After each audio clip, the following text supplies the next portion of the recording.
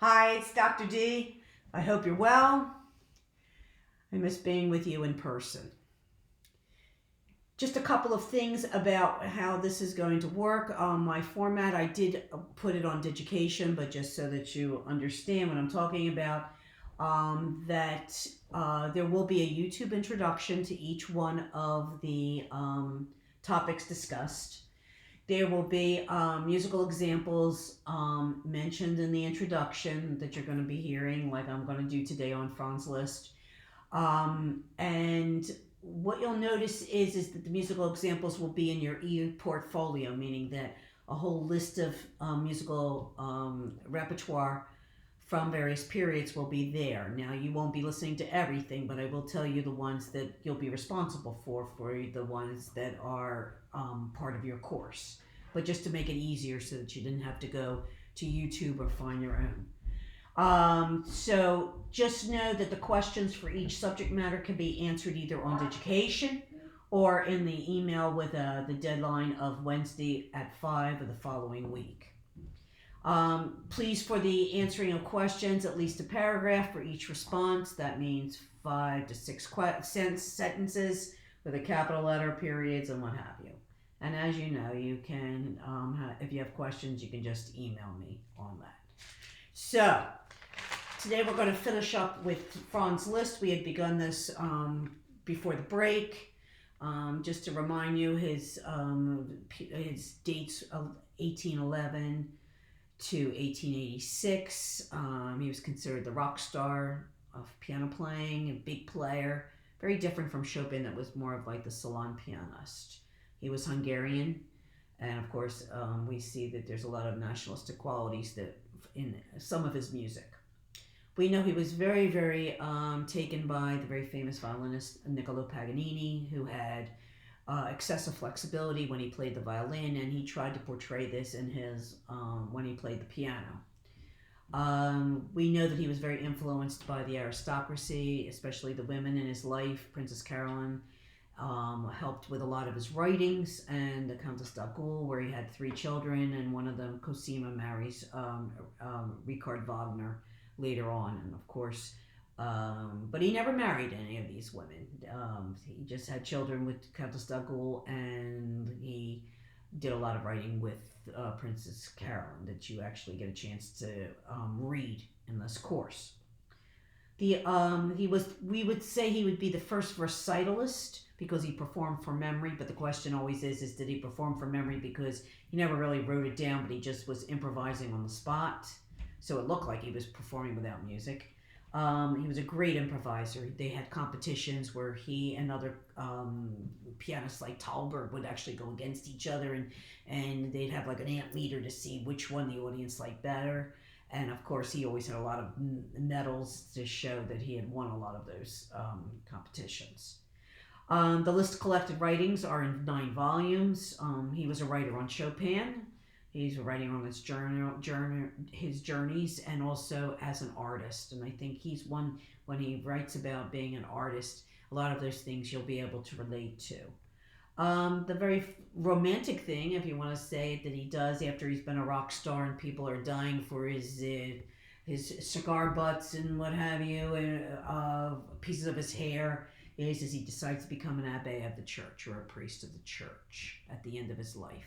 And it does change, his music does change at that time, but it's very interesting that he decided to do this after he'd had such great stardom as a great performer.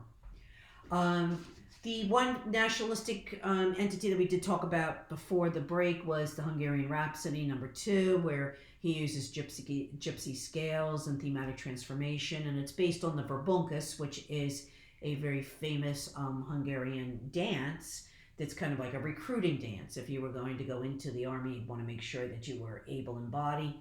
And there's the lasso, which is more of the processional, where you come out and you just kind of show who you are. And then the frisco, where you have that extension of the legs, very much like the chardas, and it gets faster and faster. And if you were able to do that, you were probably sound of limb and able to go into the army.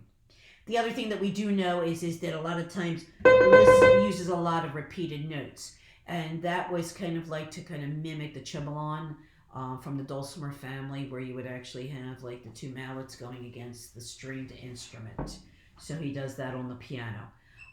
What he does a lot of times on the piano is very virtuosic. It's very improvisatory. And the Hungarian Rhapsody isn't a great example of his nationalistic flavor in his music. His Hungarian music with the gypsy scales and the tunes. The other work that he did that was very, very famous was the Totentanz. And this is important to us, called the Dance of Death, because this is really, before this, you wouldn't have expected that a work for piano and orchestra would have been for theme and variations, meaning that it would all be based on the same theme throughout. This piano and orchestra piece is a theme and variations, and guess what that very famous theme is? Very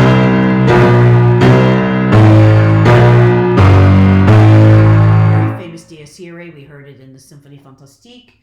It came from the Requiem Mass from the Middle Ages, Thomas Cellano's tune. And he takes the entire work for piano and orchestra and he uses that tune throughout, but he uses the entire keyboard using a lot of things like glissando up and downwards, and he uses the entire gamut of the piano. As you remember, he was a great virtuoso at the piano, so he uses a lot of his improvisations in these various variations based on the Dies Irae. The other work that I wanted to talk about was the Lay Prelude, and the reason why is the Lay Prelude is what we call a symphonic poem.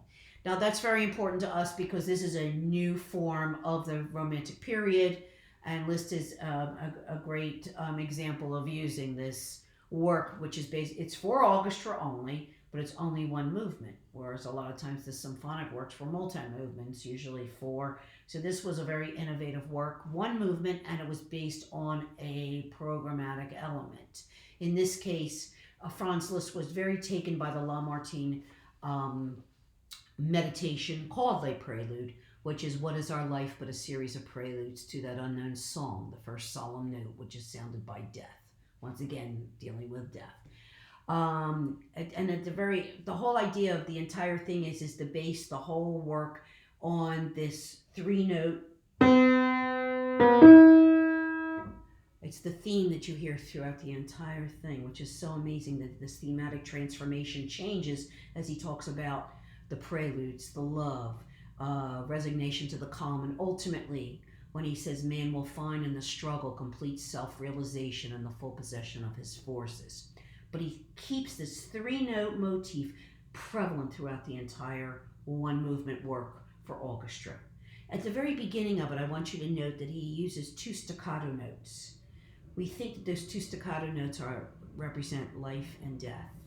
And the reason for this is just because when we get to his last work of the Via Crucis that we're going to talk about, you hear that life and death every time Jesus gets closer to the cross. So we see that there's something that he actually takes along his journey as a composer.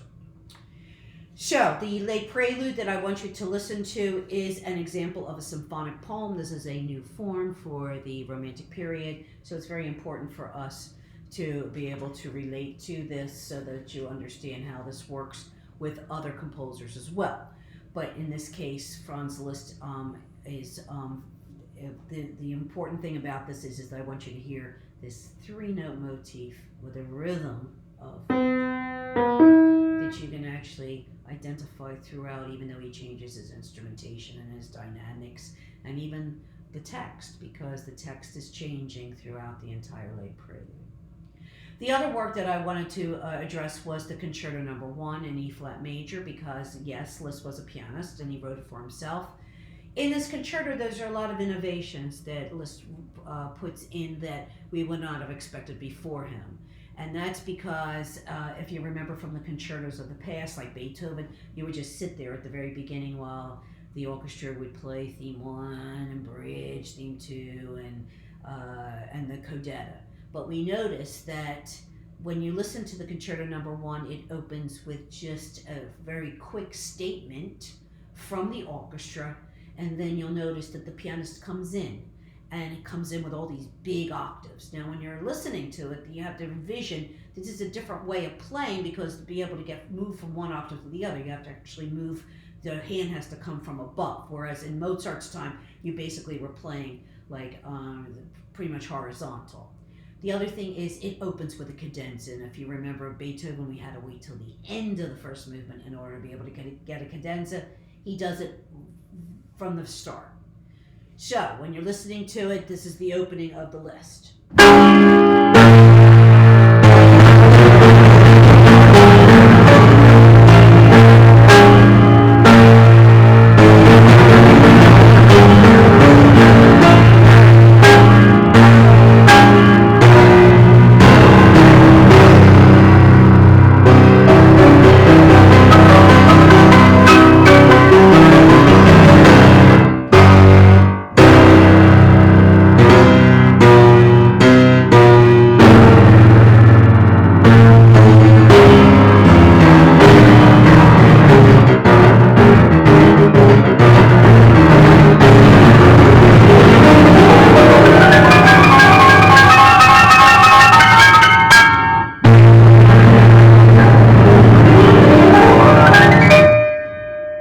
So at that point, this is the very beginning. All you have is just one statement of the orchestra. It's not a long opening, and you have it coming with barreling in with all of those octaves at the beginning, and then the cadenza at the very beginning, even before it begins the entire concerto. The other thing that I want you to notice when you're listening to it is its continuous movements, meaning that movement 2 moves into 3 to movement, and he has 4 movements. We'd expect a concerto to be 3. The other thing that I do want you to know is that the triangle solo, it was sometimes known as the triangle concerto because he actually puts a solo for the triangle at the opening of the 3rd movement. You actually, the whole orchestra and the piano has to wait until the soloist at the triangle performs. At the very end, being in 4 movements, of course, he's going to use octaves at the end, but what's really interesting is that he takes those octaves in opposite directions. So actually he's moving the force away from each other. So at the very, very end of it, you have this sense of the octaves actually moving together, and then you have them moving apart.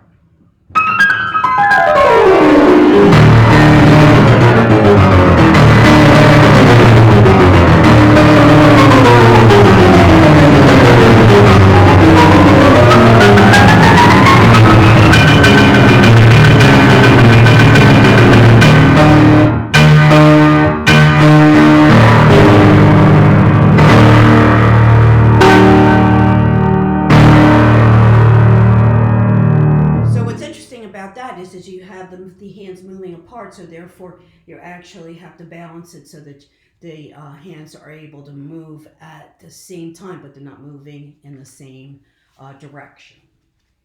The last piece that I do want you to know about is the very famous Via Crucis, the Stations of the Cross. Now, Liszt by this time is an abbé. He's a priest. So you notice that this is a work that really changes from a lot of the virtuosity that you've heard before this. This Via Crucis 1878-1879 is one of his last works. It's for mixed choir, soloists, and organ, but he also did a version for piano as well. And it really is taking the storyline from Pilate being condemning Jesus to death to, of course, Jesus being crucified on the cross and then finally laid in the tomb. And it's really a great way of seeing it because each one of the movements is actually moving. It actually has a name so that you know which station that we're talking about. And the storyline, you can actually hear it, the storyline. And so just to give you some idea of some of the things that you can hear, like for instance, at the very beginning, when he's being, he's putting a crown of thorns on his head, you have the sense of all the things that are being done to him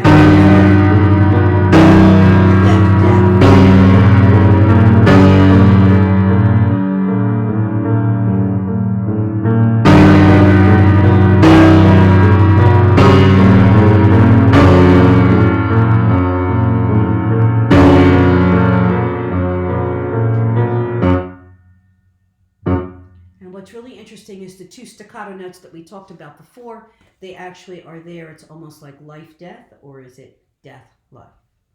The other thing is when Jesus falls for the first time or for the second time, you actually hear the fall in the piano part. So you have the sense that he's falling. The other thing is that when Mary comes on the scene, so sad about her son, you'll notice that there is again a motif, and we've seen that in Berlioz and what have you, where there's a motif that every time she appears, you actually know she's there, and it's a very famous hymn to the Blessed Mother.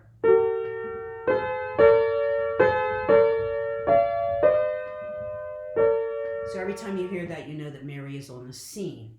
When the women of Jerusalem are crying, you have the chromatic line down.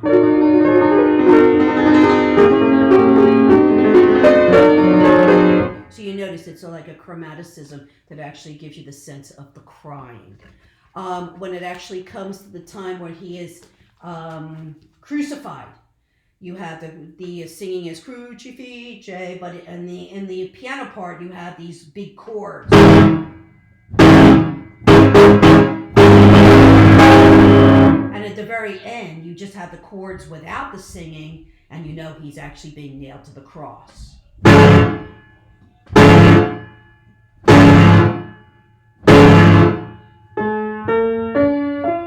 at that point, the centurions are looking at their hands, their bloodied hands. So all of these things are part of the Via Crucis when you're actually experience each one of the movements. And each movement is very, very short. It's just like a picture, just like the Stations of the Cross if you go into a church. Each one is a picture of the part of the story of Jesus from the time he is condemned until he is laid in the tomb. So they are the works that I wanted you to be able to listen to. I would suggest strongly that if you want to actually hear the works, in the case of the Via Crucis, I would go to YouTube and just Google Via Crucis, and you can hear a rendition of that work. The Concerto No. 1, you can actually listen to on my own YouTube channel, because I am playing that on one of my recordings.